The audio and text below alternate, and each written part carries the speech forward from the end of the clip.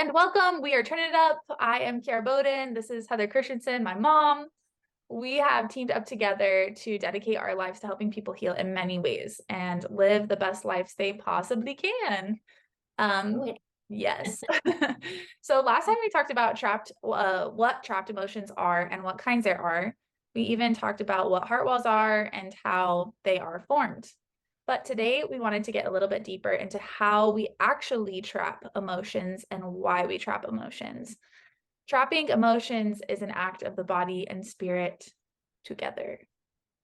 Yes, it is an act of the body and spirit together. So that's our statement. Trapping emotions is an act of the body and spirit together, right? But before we get into exactly how this happens, we need to give you a little bit of context about the spirit and about the heart and the brain and how everything works together. So be patient with us while we get through because it's kind of a lot and we aren't speeding our talk up so that we can help you process it a little bit more because it's a lot. It's So basically us taking like a bunch of different stuff that we've said in our previous videos and kind of compiling it into like a short list in one video and making it make a little bit more sense with how trapped emotions comes into play here. yeah, because this is where it makes sense. All right. We've been talking about the spirit. The spirit is basically how we communicate with the divine, it is our personality, it is whether you call it spirit or energy.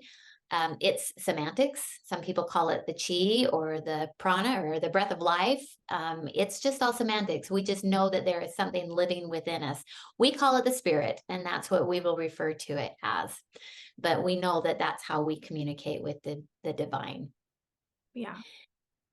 So we want to talk a little bit about the difference between the head brain and the heart brain. So in our playlist of how to reprogram the mind. I was trying to remember what that was. I know, it's so long ago. Yeah, we talk about the difference between the head brain and the heart brain. And essentially, when we are talking about the head brain or the mind brain, we're talking about our automatic brain and the programming.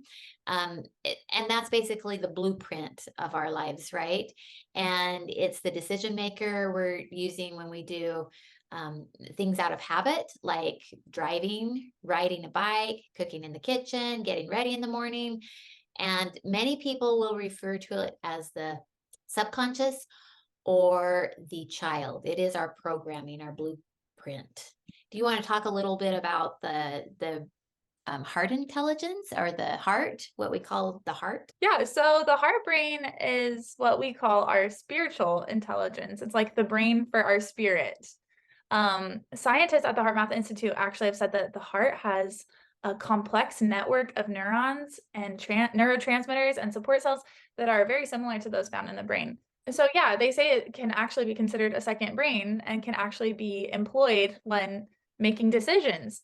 And when it is actually employed in decision making and sending intentions, they say it is 50 times more powerful in effectiveness than the head brain alone.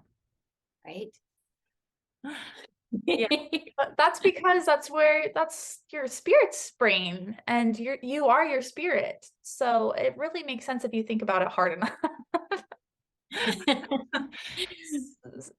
Well, it's like it's where your spiritual intelligence resides. And that's why we talk about meditating and connecting to that area. That's right where your spiritual intelligence resides.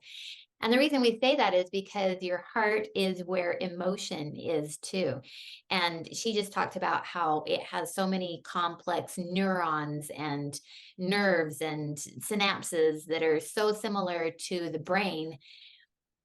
So they have been studying using the heart in making decisions. And like she said, it's 50 times more powerful. So yeah, it's really cool. But I mean, it makes sense if you think about how powerful emotions themselves are in decision making. Like, if something triggers you and makes you angry, how much more powerful the decision you make once you're in that like anger is. So it really makes sense that we could employ it to make to our benefit to make better decisions that align with our spiritual intelligence. So essentially, your spirit is captain of your feeling, your emotion, your creativity. Um, and it makes sense because we also believe that the spirit existed for a very, very long time before it came to this earth to gain a body and progress in this life. So your spirit must be filled with wisdom. And when you're connected to spiritual intelligence, you are essentially connected to divinity or the oneness of the universe, which we've talked about before. So this is the brain, the intelligence that you are using when you are creating and when you have feelings of love, peace, bliss, and when you actually make conscious decisions in this mode. Right, right. So back to you've got your head brain, you've got your heart brain. Your head brain is like the child, the subconscious. Your heart brain is the consciousness, right? What Kiara just talked about. And then we have the body is an actual replica of the spirit. So it has, just like your body has systems of blood, a network of blood, it has a network of nerves, it has all of those systems within it. We also have a body that has a spiritual system of that, but it also has pathways of energy within it. And some cultures, you've probably heard it, refers to this system as the chi, has governing meridians, the yin and the yang, and submeridians or smaller meridians, pathways of energy that go throughout the spirit. And then there are actual energy centers, and some people refer to them as chakras. So you've heard about these different chakras that are in the center of the body. Okay. Before we move on, though, I think we also need to understand the law of vibration because that really integrates everything together. So one property of matter is that it gives and receives vibration, and science says over and over again and again that all matter is vibrating all the time, literally all the time. And it's actually a scripture verse that says, there is no such thing as immaterial matter. All spirit is matter, but it is more fine or pure and can only be discerned by pure eyes. We cannot see it, but when our bodies are purified, we shall see that it is matter. To sum it up, our spirit or energy is included in that statement that matter is vibrating all the time. It's kind of interesting. I think about that verse that you just read, and I'm thinking how cool it will be when our eyes are pure, so that when we are purified, so that we can see all of the spiritual matter out there. Kind of cool to think Yeah, about. that is really cool. Well, the thing that a lot of people, when we did our research on the internet, a lot of people have not explained is when they're speaking in reference to the spirit or energy, is how that spirit or energy and that matter gives and receives vibration. So you have the physical matter that gives and receives vibration. And I was doing some research, and Dr. James Wetzel, he's a physicist, he says that the reason that things vibrate is through connection. And then he says, picture people standing next to each other, and someone on the end gives someone a big push, and then it's a domino effect where one Doesn't seem person like a falls on fun top thing of to be another in. person. And then, which is a funny thing, you're picturing all of these soldiers falling on top of each other. And then he says, when you clap your hands, you jiggle air molecules, which vibrate and travel through the air, jiggling one to the next. And those are great explanations for how things that we see can vibrate. But how about like spirit? Can it give and receive vibration? And how is it done? This is where I get excited. And we believe that just like that push that made people fall like dominoes and the clap that jiggled the air molecules, there needs to be a source of power. And within the body, it's thought. It's our intentions behind our thoughts are what give the thought power or the push to vibrate those molecules. When I was thinking about this, I realized that is why it is so important that we came to this earth with our free agency and our agency to choose, because otherwise we would not have the power of intention. And intention is what makes things good or evil. And we talk about how intention is how we create our realities. So without that power, we would be powerless, honestly, in this existence. So if you think about it, things by themselves are not good or evil. It is the intention with which they are used that they become good or evil. Money, the internet, entertainment, word, speech, all of that kind of stuff, they only become good or evil once the intention is there, or the push, like the intention is the push of the thought. So whatever direction that thought was pushed, it will turn either into good or evil, right? Yes.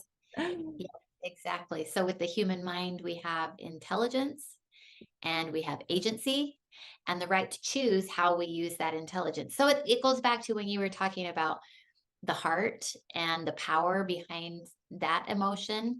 Well, our thought is the one that's going to take the fork, right? It's going to say, this is good or this is bad, right? And it's going to put intention behind it. Remember, it's like how everything is neutral until you give it meaning. Yep. Yeah. And your thought or your intention is what gives it meaning. Yeah. And then we talk about like how you get the heart involved is by like giving an emotion to that thought. And that's what really drives forward the intention of the thought. And so if you think about it, if the heart is 50 times more powerful than the brain, then the emotion that you put with your thoughts are so important. That is what dictates your life and how you react to life, or how you choose to create your life. Yeah. So it goes back to when we are setting out our intentions and creating manifestations. So we are discerning or we are deciding whether it's good or it's evil. And then we send out the vibrations. It's pretty powerful, isn't it? Yeah. Yeah. It's yeah. I I think it's cool. I was just thinking some people think it sounds so crazy, but if you have studied this type of thing before, it really just all makes sense that we would have that power within us, because everything is matter and we are intelligent human beings. So why couldn't we use what we have to create the world around us? Yeah. I love it. Well, okay, so we've gone full circle there. We've talked about the brain, the heart, the spirit. That was like 16 videos all in one. You're right.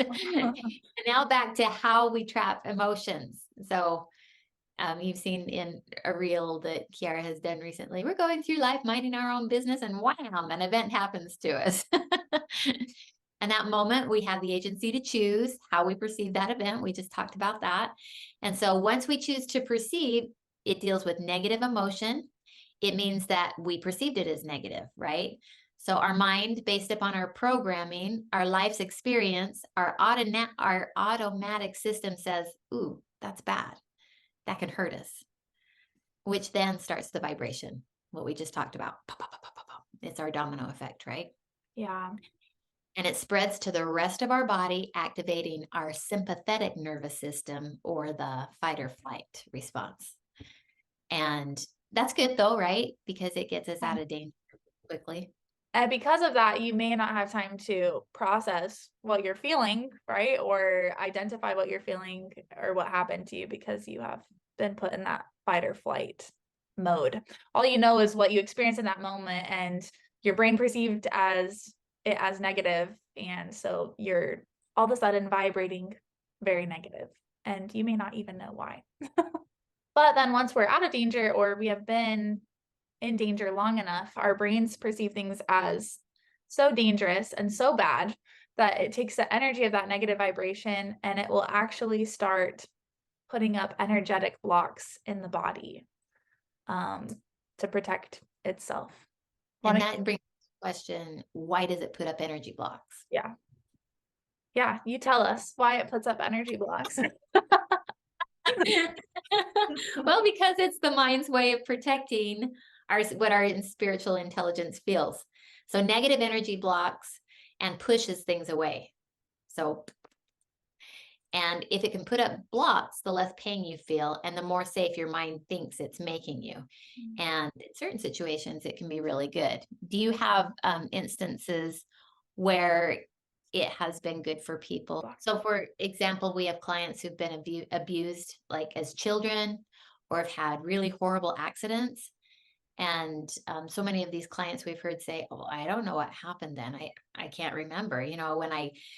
And a lot of times there will be a certain year that their emotions will start focusing around, and then I'll be like, "Well, do you know what happened at that time?" And they'll be like, "Uh-uh." And then as we continue on and continue on, it just starts to come to light, and they're like, "Oh yeah, I do remember someone told me that this happened, or they've been abused," or then they start having some memories come back sometimes. Yeah, and I think that it would make sense that this is the mind's way of trying to help the body continue to live in this life without experiencing and reliving the trauma of what happened to them over and over again, which is really sad.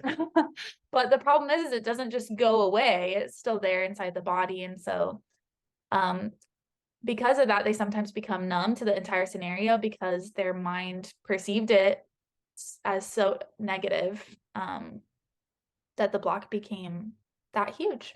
And so Yeah, those vibrations. yeah, go What? ahead. I was just saying, yeah, it did want to protect the heart. Yeah. Or the heart from hurting so much. Yeah. Well, what I love, Kiara, is that we do have that protection within us. So our minds are beautiful things and that they are there to protect us. And in some scenarios, it's a good thing. And it does help those traumatic experiences. It helps us continue through life. I've had some people who have been through such great traumatic experiences that they've actually separated their lives. Do you know what I'm saying? It's like Yeah. they were two different people Mhm. because this was so horrendous and they couldn't deal with this that they had to just block it entirely and live this life because this was so painful. Yeah. Brain does want to protect your pure spirit from hurting. And I think that that's the beautiful part, a beautiful, beautiful part about how we're made. Yeah, for sure. Um, yeah, so it's like, we can associate that with the heartbreak or heart wrench feeling. That's like literally the feeling of your body taking that negative vibrations and putting up those blocks in your body and it just starts wrapping around your heart. And because I mean, like you said, it's protecting the heart, and that's the central place where feeling coupled with memory comes from. So that makes the most sense to protect that. Yeah, and I feel like this is a part where a lot of us have experienced it. Like we've been going through some really, really hard times, and all of a sudden we just get to the point where we're done. We're just done. I just can't feel anymore. I hurt too much. I can't feel anymore, and I'm done. And that's when that wall has become so big around your heart that it is just, we're Oh, done. yeah, Yeah.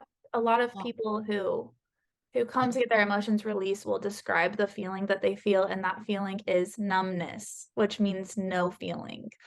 I had a client the other day who was saying one of her friends just lost one of her babies who was the same age as her baby, and she didn't feel anything. And she's like, "I know that I would normally feel devastated about this, but for some reason, I just can't. I have no reaction to the situation." And that was because her heart wall is so big. It's It's that negative energy that has been built up to repel any kind of emotion or feeling, and just it just protects you so that you can just continue to move forward. yeah, and And it's dangerous.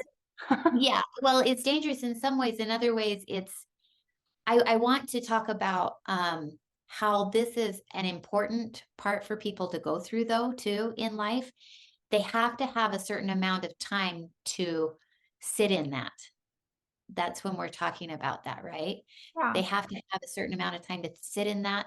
Maybe sometimes it's good to release emotions while people are going through, but sometimes they just need time to sit in it and maybe help talking through it so they don't. But other times it's just too painful to talk about. And so they need time to just sit in it and be away from everyone.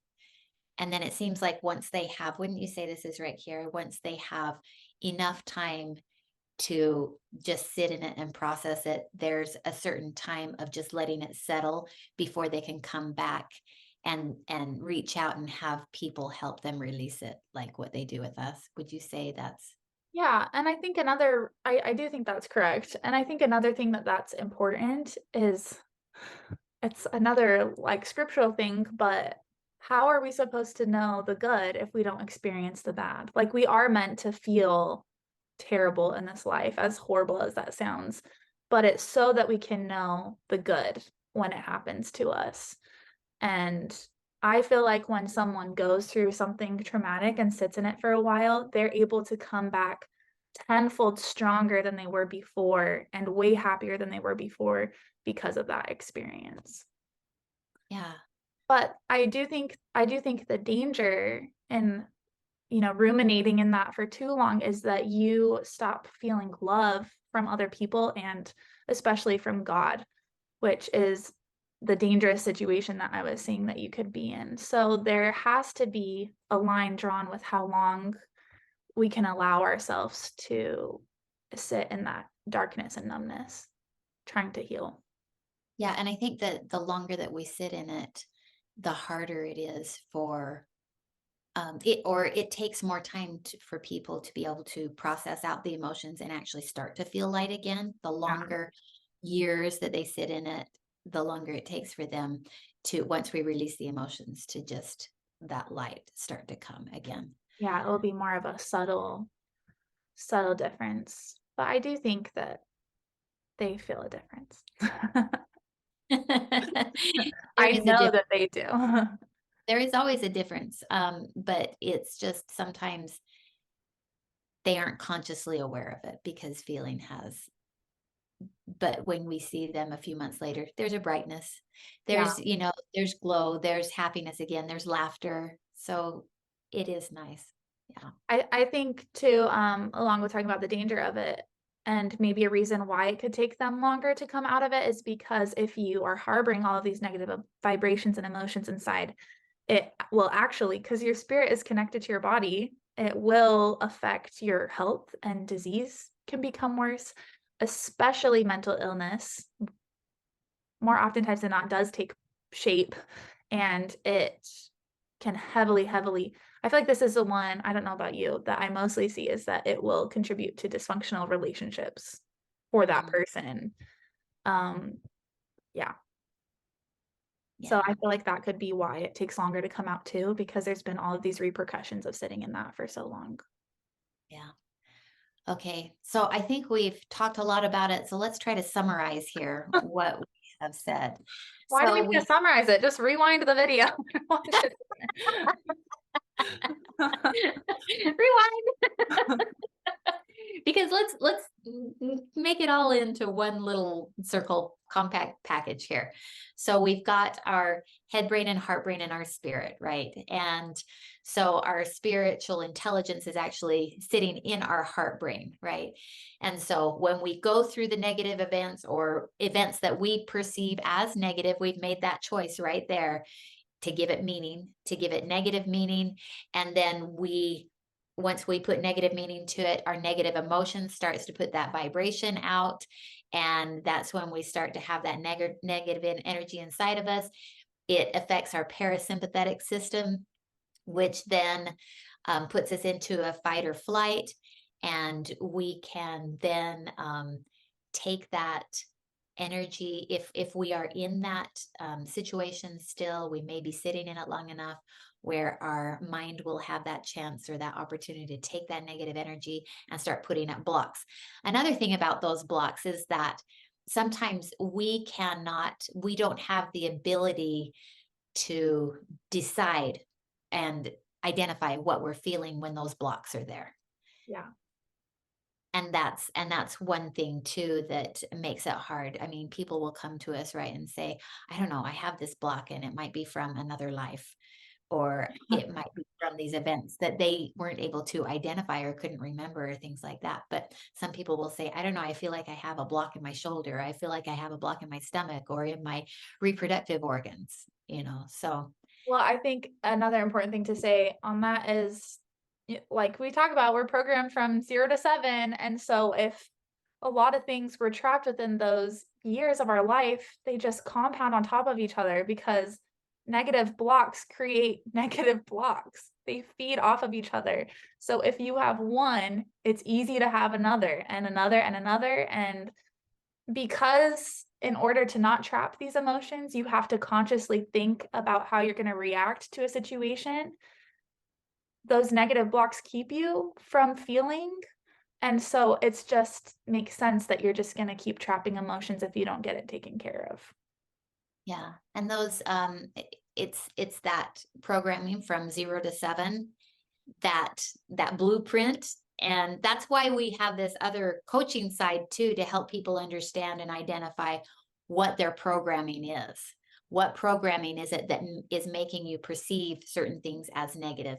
Some things definitely are negative, just because it's so damaging to us. But then what are we going to do with that after? How are we going to perceive what we do with that afterwards? That can either hinder us with blocks or help us move through blocks and release blocks. So Yeah. a lot, wouldn't you say? Yes, you can rewatch the video. But that, people, is why and how our bodies and spirits trap emotions. So next time I think we're gonna talk about how to not trap emotions. And if you like what you have been hearing here and what we've been sharing with you, please hit the subscribe and like buttons, and we would love any comments on the video as well. And we would love ideas for what you want to hear. What do you want to hear about? Please let us know. Yes. Okay. Thank you. We'll see you next week. All right. Bye-bye. Bye.